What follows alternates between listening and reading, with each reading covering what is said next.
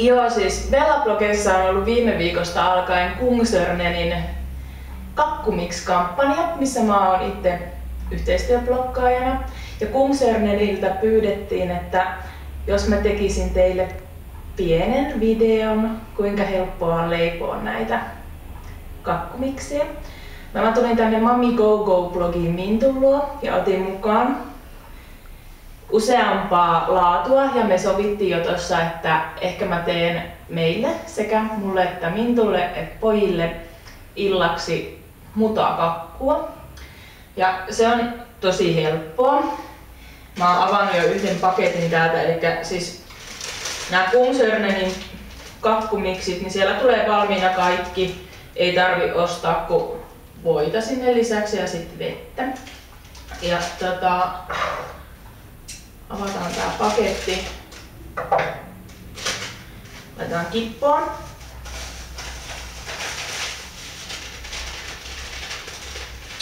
Näin.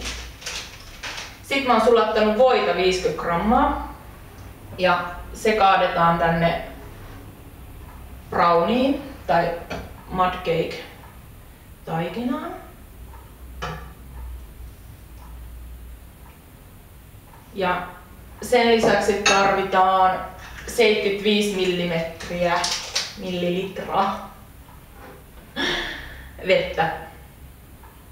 Eli vähän yli puoli desiä aluksi. Näin. Ja sitten tää onkin valmista, että sit sekoitetaan lusikalla. Eli nyt mä oon sekoittanut tän mudcake-taikinan. Ja yleensähän tää laitetaan jonkunlaiseen sellaiseen pieneen vuokaan. Mutta mä ajattelin, että kun meillä tulee lapsia syömään illalla, niin mä käytänkin tällaista muumivuokaa tai kulhoa.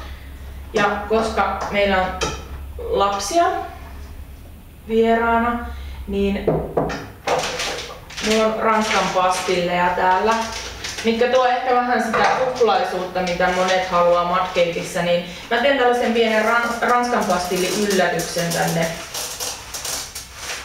mudcakein joukkoon ja sekoitan nämä pastillit vielä tänne sekoon. Tästä tulee siis sellainen aika lusikoitava versio, mikä siis jää raaksi. Noniin. Ja tää pistetään uuniin. Katsotaan täältä paljonko tässä oli. Elikkä paista kakkua uunissa noin 15 minuuttia. Varo paistamasta liikaa, se saa jäädä kosteeksi.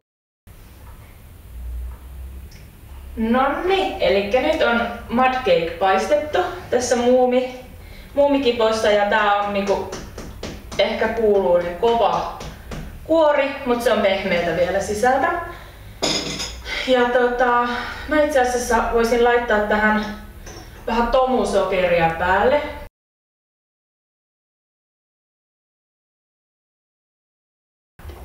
Sitten tämähän on siis sisältä vielä hyvin pehmeää, niin tän voi täältä laittaa. Tää on vielä kuumaakin lautasille. Ja toiselle lautaselle.